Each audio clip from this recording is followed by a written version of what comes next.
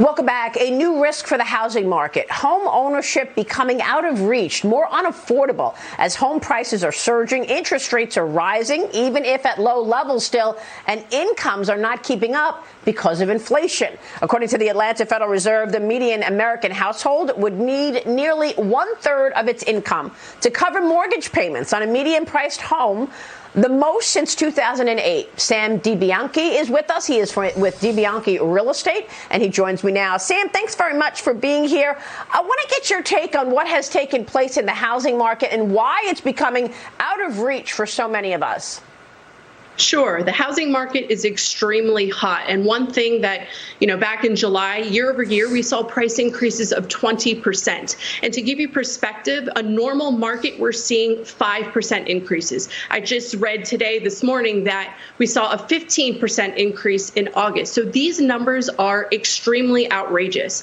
I think a lot of people like to compare this market with the crash 2008, 2009. And I have to argue that I don't believe in that, because during that time, people who could not actually afford a home, they were getting loans. In this market, people actually have money. Sellers have money, buyers have money. The problem is they can't find a home. But in order to get a loan in today's market, you basically have to give up your firstborn. It is very, very difficult. So while we have this dread and this, doom and gloom, we're at least doing the right things. The right people are getting homes, and the people that can't afford them, they just have to sit on the sideline and wait for things to come down, which I do think at some point the market will slow, because a lot of homes are still getting slowly out of forbearance. They're going to enter into the market, and of course they will get absorbed very, very quickly.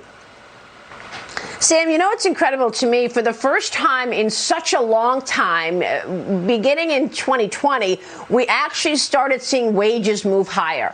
And over this year as well, we're seeing wages move higher. For the first time in a long time, I know that it happened in 2020 where the bottom earners were actually seeing bigger moves in their income than the higher earners. And yet here we are getting it eaten up by inflation.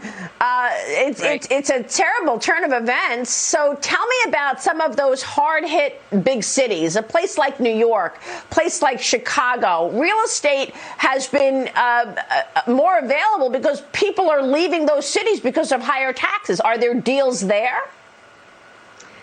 I've spoken to a lot of agents in New York, and they're saying they're making, they're selling, they're making money, they're doing very well. I've been reading that Detroit, Cleveland, Washington, D.C., they're definitely seeing a slowdown in that market. But going back to what you were saying before, people are making more money, they have more money. This is also the time where we're seeing sellers, homeowners have more equity than they've ever seen in the last 10 years. So, you can make money, you can sell, you can make money, but the question always comes to, with my clients, it's, Sam, sure, I'll make all this money, but where am I going to go?